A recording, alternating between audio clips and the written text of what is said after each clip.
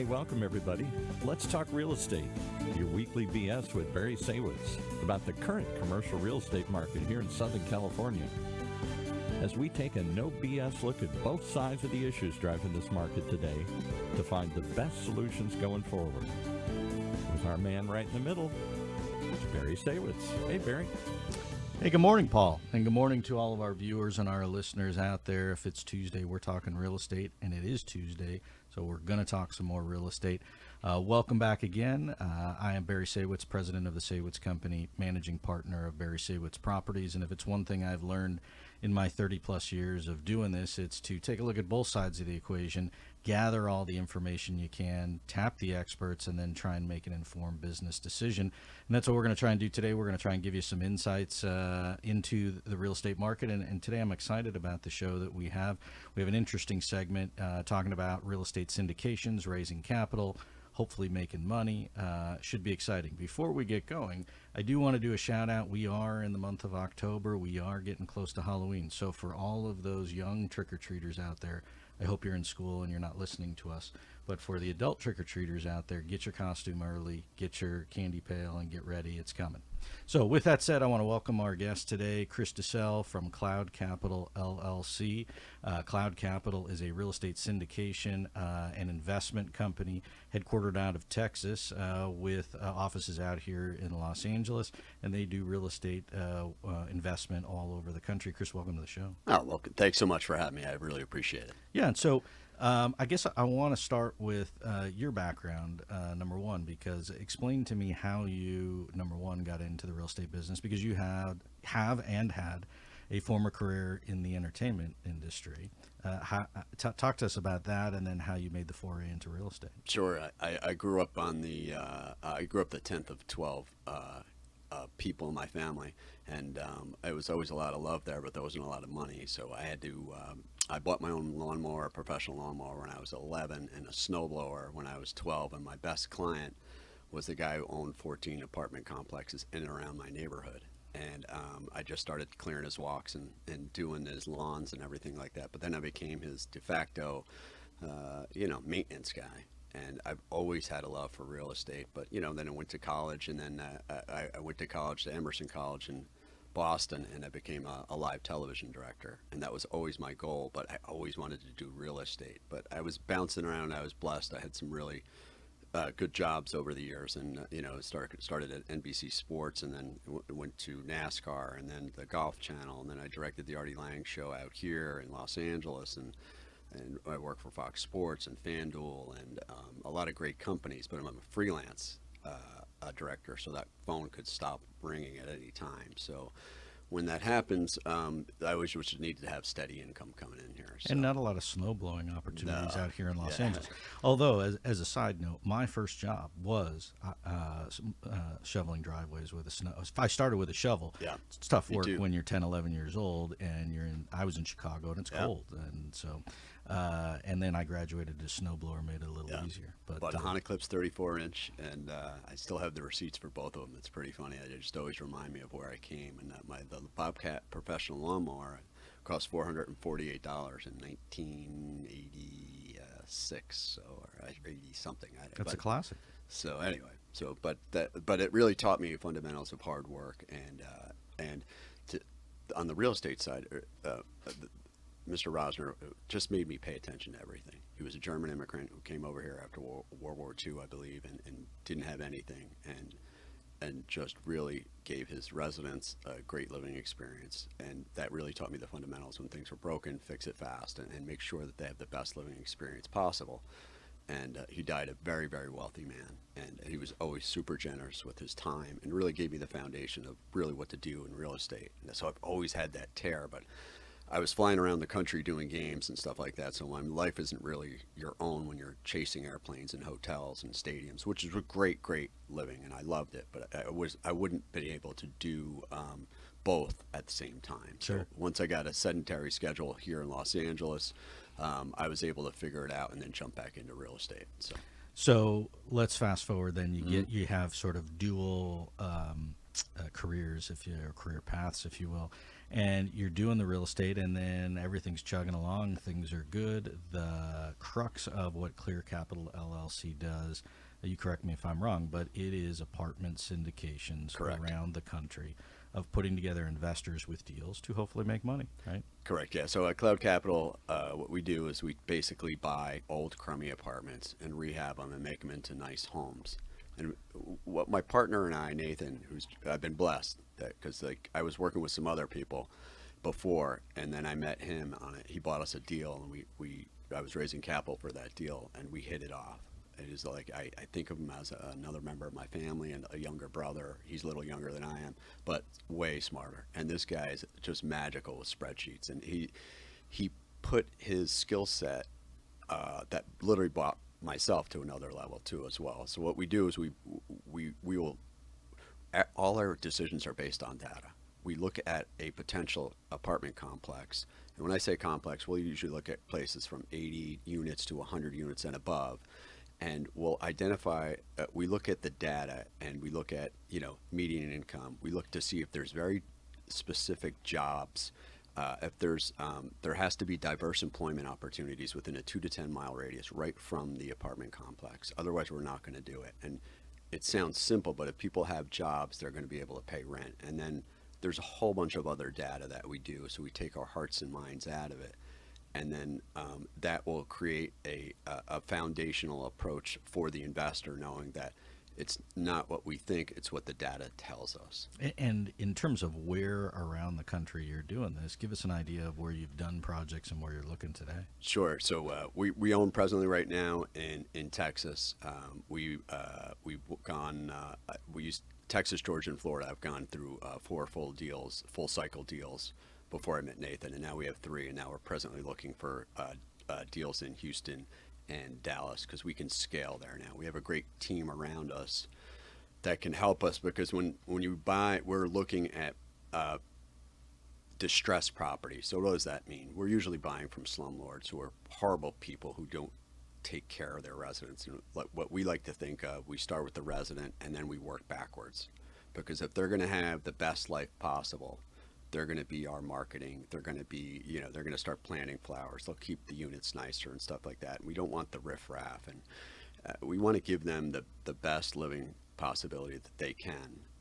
And then it will come back to us, because we'll be able to get, solid returns. And it's not a get rich quick scheme, but there's a lot of balls that are juggling at certain times. And we have really good team members that take those balls and make sure that, the lumber is there for the contractors, the paint is there for the painters, and everybody's scheduled so the painters aren't on top of the so steel guys and stuff like that.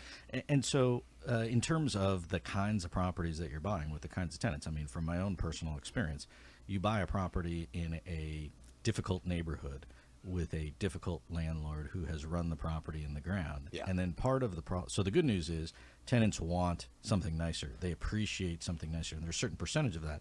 There's also a certain percentage of tenants who really are there because that's the only place that they can afford to be in, or because they also don't appreciate the property.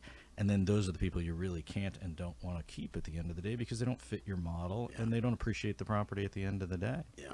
And so therein lies the sort of value add, and whether it's a slum property or whether it's a B property and you're trying to make it a B plus property, the value add syndication concept, which is not an uncommon one for many people here in Southern California and elsewhere, is I got to find a deal, and then I got to go do the heavy lifting, and I got to make it better and nicer, and I got to re-tenant it and stabilize it for my investors, and then hopefully it works out at the end of the day. And so for those folks out there who aren't familiar with the real estate syndication concept, the concept is, and Chris, you can expand on it, but you find the deal, you package the deal, you put it together, you do all the maintenance and the management and everything else, and somebody invests with you as their partner, and ride along hopefully for a return.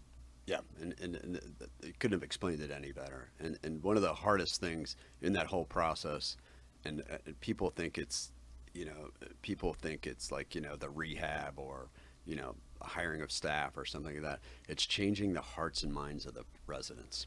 It's the hardest thing. And thank God we have staff like Patricia and Denise and like Victor, and who who know and have done this now several times over and over again, because when the present residents, when we buy first day, or when we're doing due diligence and they see us walking around, I see the eye rolls. I see that, like, oh, this is just, they're going to come in and continue the slumlord mentality that's at these existing properties, and we're the opposite.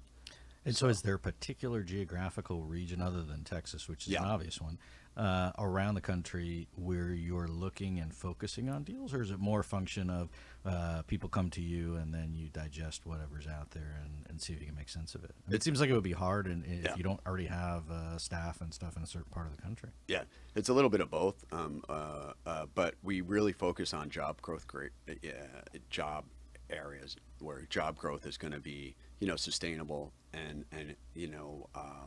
for instance, like in our Houston properties, we have 24 Fortune 500 companies that are within a half-hour drive. So that's great. And we looked at a couple other deals, like one in Tennessee that it penciled really well, but it only had a Nissan manufacturing car plant there. And, we dug in a little deeper, and that car plant shut down every 23 months on average to retool for 8 to 13 weeks, and they'd lay everybody off. So the GDP in that economy was going pretty steady, and then during those layoff times, it would dip. Yeah. So we thought, why would we expose our investors to that even though. And I was reading an article this morning, and not to make light of the situation in South Florida, but the housing market throughout the state of Florida, particularly South Florida, was already very tight before this hurricane. Yeah. And now, with all the people that are displaced from their homes, those people are going to have to go and rent until they can figure out what they need to do, either rebuild or retool or get back on their feet. And so I was reading this article, and they were saying, hey, the demand for housing in South Florida is going to go up, exponentially. And so it seems like that would be a good market going forward for many reasons. Yeah, we did. I've gone a full cycle on a deal in Jacksonville, and we're actively looking in Florida. And but now it's just tight. The market is still reflective of the deals we're seeing are last year's prices, but not reflective on what's really going on in the economy today. Yeah. And so let's talk about that for a second, because part of what we want to talk about today was making money, along with the real estate. So I invest with you, hypothetically, and then you go buy the property, you go fix it up, make it better, stabilize it, you run it. Typically, how long do you hold the property before you either sell it or do something else with it? Every deal is different, but it's usually around 4 to 7 years. And then what we do is we'll purposely buy a distressed property. What does that mean? It's a crummy property who just mismanaged, and terrible things were gone on there. So we fix those things, and it's not quick. It's because you have to deal with residents. Say if you start the rehab process and people want to stay, like if you were to be a renter, I'd be like, hey, that'd be great if you were one of our residents, and Barry, I'd love for you to stay, but if you're going to stay, we're going to have to sign a new lease and move you down to a brand new apartment. So that takes around 6 months to get it, 6 to 12 months. Yeah, to stabilize. Because you're playing musical chairs, right? Correct. So you got to get the person out of the, I'm going to call it, I don't want to say crummy, but the non-fixed up, non-remodeled unit. Move them to the remodeled unit, get them to pay the new rent, and then go fix up their old unit and rent it to somebody else. Yeah, so that's why that's why you really have to have the good team in place. And I wish I was telling you that I was doing it. I don't. My team members are doing that. So Patricia and Denise and Victor and all these great people who are on our staff who are doing that. Now we'll set up the game plan, and they know already because they've done it with us several times before. But that takes a little time for that to happen, and it takes over years, and then you have to kick out some of the riffraff, some of the residents and stuff. And different states have different MOs for being able to evict a tenant. Fortunately, you're not doing this in California, because if you were, it would take it 10 times as long as any other state. That is a whole nother show. But the other issue is, I'm going to guess, supply chain, right? So now you're going to try and do all this construction and can't get the supplies or can't get the labor to do the work because they're busy. I'll tell you a funny story. So we were trying to get paint for our 506 South as our last investment in Webster, Texas, which is a nice part of Houston. It's about a mile away from the NASA, and it's a really good working man's community. And just to get paint, we couldn't get it. And my partner was smart enough; he called up, the paint supplier himself, and we got the paint, and it saved us a fortune. because we were going to get the painting company to do it. Well, Got not the only paint, the cost, yeah. just can I get it, right? Because Yeah. if I can't do the work, then I just delayed the whole thing. Correct, And then the units are sitting empty, and it's Yeah. costing you money. It's interesting because I had a conversation with our representative. We are fortunate to have a corporate account with Home Depot. Yeah. And so on a national basis, what they've told me is they are rolling out a program to be able to compete with Amazon Wow. for supplies and things because they've been having issues with supply chain where you go to the store and the shelf's empty. Yep. Right? And I think Walmart's kind of doing the same thing Yeah. to try and correct the supply chain issues to be able to get it going forward. And so they are embarking on a process of building their own massive warehouses to stock their own supplies and basically, I don't want to say hoard it, but they will have supplies available. So guys who call that are good customers that need high quantity and need it quickly, they can get it. And so, I think that's going to be the wave of the future because I still go to the grocery store and their shelves empty. Yeah. HD Supply is another Yes. one you might want to look to too, because the other thing too is like when we set up, we kind of set up like it's Christmas, right, for the contractors. They come in and at the center of the living room floor, everything for that apartment is there, everything. So it's like a Christmas present, so to speak, right? So everything is there, the lights, the sconces, except for the big More like a appliances. Lego puzzle because you Yeah. have to put it together. Yeah, more so. And but so we try to do that and source all those materials at once with one either HD Supply or with one person. And then we also, through JC Reeves, we use Asset Living as our third-party management firm, and now we've been working with them for several years. And so their buying power and their knowledge of local vendors and things like that is literally, we were able to save a fortune by doing that. Yeah, Because if it was Chris calling from Los Angeles, it's tough. Yeah. It's tough buying a piecemeal.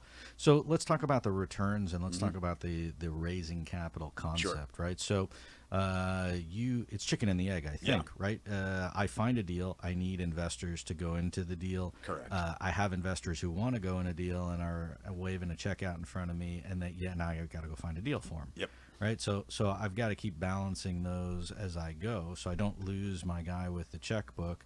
And then I also don't lose the deal because I didn't have the money to perform. So how do you go about? You're the money guy, right? Yes. So how do you go about continuing to raise capital, and how is that in today's environment? Well, it's a struggle and it's hard. And anybody that tells you it's easy, it's that they're not being really honest. Because we're a smaller firm, and I get that. So like the big private equity firms, they're going to want to go with the bigger players. So that's fine. So we have to, I call it smiling and dialing. So I go to a lot of physical meetup groups and a lot on Zoom and stuff like that for like-minded investors. And some of the investors are new, some of them aren't, some are, grizzled vets that actually I've learned quite a bit from. So I'm pretty happy when that happens. And it's a lot of, I figured it out. It's taking me about 7 touches for said person to invest. So what does that mean?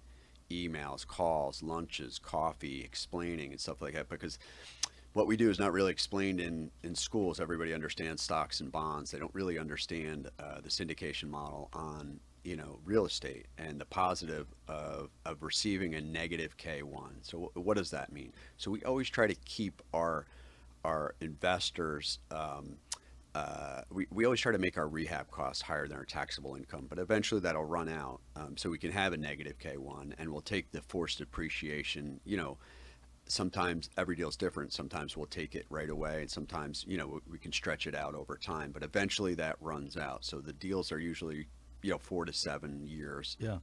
So in layman's term, because you used a lot of I'm big, sorry. So if you big we words, can and explain so everything. Well, I understand it, but Yeah, for the average person sure out there, thing. what Chris is saying is that if you have an apartment complex or any asset in particular, you have rental income coming in, you have your expenses, you hope that your income is more than your expenses, and then you make money. And then if you make money, you have to pay tax on that money. So if in fact your expenses exceed your income, then you don't have to pay tax on the money. And during the rehab process, you spend a lot of money rehabbing the property. So to the investors, they're not really paying tax on the money that they're making, at least for some period of time. And then once that runs out, you sell the property and then go try and do it again. Correct, and that's exactly. I couldn't have explained it any better. I should probably use your way of explaining it going forward. Feel free. So, Yeah. I'm available if you need me to come on the lunches and the talks. There we go. We can do the circuit together, huh? Just give me a grilled cheese sandwich. I'm good. Oh, it's funny. That's my favorite too. And tomato soup. It's Perfect. like my go-to. I used to have that after the snow blowing. Yeah, That me would too. warm It's so up my funny. tongue. Yeah. So how blessed. So Birds of a feather. that's it. Old school. That's Yeah. for sure. Right. So in terms of the returns. So right now, let's talk. Yeah. Not today because Sure. the world's changing, but we will. But leading up to today, what's the kind of returns that an investor A expects and B that you've been able to yield? we're going to chase around 6.1% in this current market environment and stuff. Now, a couple years ago it was different, and and deals have gone full cycle. But right now we're chasing around 6.1 in a ballpark in and around that. And then we'll always try to make the exit multiple almost 2, close to 2, maybe 1.5 to 1.7.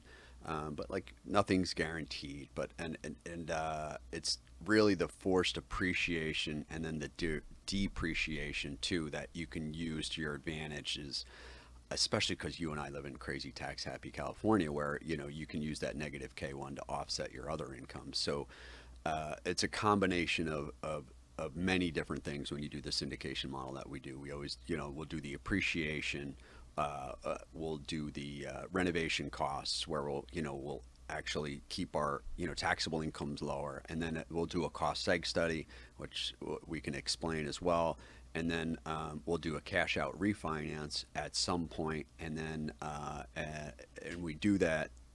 Let's say if we buy a property for $10 million, we refinance and put $3 million in, and then we refinance at $18 million. That delta, Then you pull the cash. Yeah, we'll go back to the investor as a non-taxable event. Yeah. So So- many ways, not just the cash Yeah. flow for the investor to make money. Correct. And then also not have to be the person who's doing the heavy lifting. Yeah, and so it's that yeah. there's a plus and minus. I'm assuming you get pushback from a guy who says, "Well, why couldn't I just do it myself and hire people on a smaller scale?" And part of it is you get the economies of scale by investing in a bigger deal, and you get the benefit of hopefully hiring somebody who knows what they're doing as a seasoned professional, and you can go on the golf course or do something else.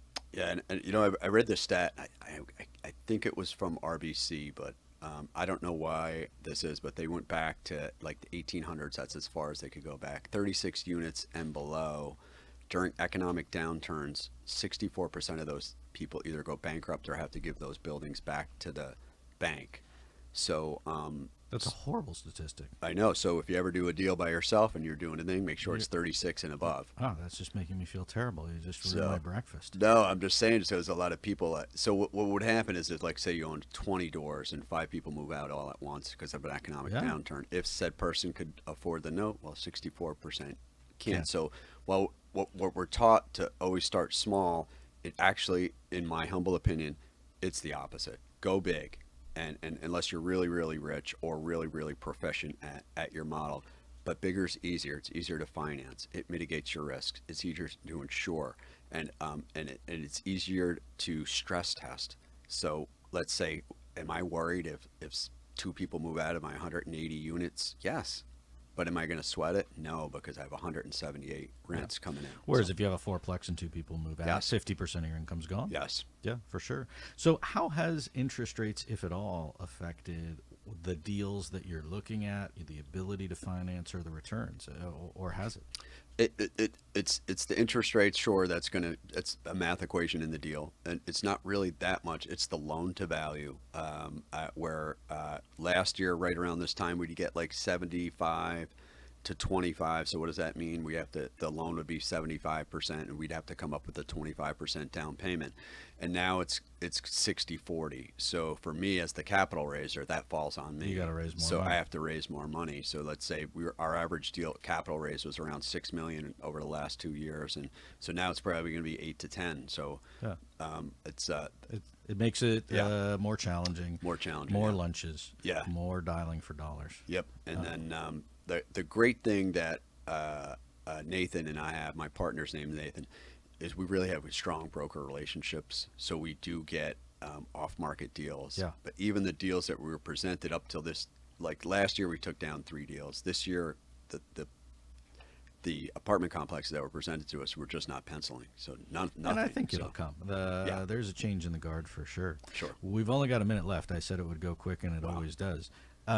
So, in real quick, cap rates now versus next year, higher, lower, the same, it's gonna. I think they're going to be up incrementally. So and interest rates, higher, lower, the same. I think they're going to probably go up a little bit and then down, probably maybe down in 2025, or it depends on the economy. They might just keep them the same, but they're definitely going up. And number of grilled cheese sandwiches up or the same? Oh, well, let's hopefully more. Yeah, hopefully more. So, and how can people reach you, either via your website? Or... Sure, yeah, if they could sign up for an account on cloudcapitalllc.com, or they could email me at chris@cloudcapitalllc.com, or you can call me at my work phone number, 619-500-4457, and I can explain anything that they need to do. So, and the amount of investment for the deals that you do starts at what number and goes to every deal is different, but we could start as low as 25 and go up, but every deal is different, and it's deal specific because we always do one deal at a time. So. Sure. Well, good. Well, I appreciate you coming in and sharing your thoughts and your background, and we'll have you come back another time. We'll talk entertainment as opposed to real estate, but it's a topic that we've been talking about, trying to do here for a long time, and I'm glad we've at least scratched the surface of getting into it. So I appreciate your thoughts, and much continued success to you and your team and your company, and appreciate you coming on. Thank you so much, Barry. I really appreciate it. Yeah. So for everybody here, I want to thank all the folks at OC Talk Radio, our producer Sophia, everybody who chips in every week for making this happen. Thank you. For all of our viewers and our listeners out there, thanks for tuning in again. We'll see you back here next week with more real estate. I'm Barry Saywitz, president of the Saywitz Company. Thanks, and we'll see you soon.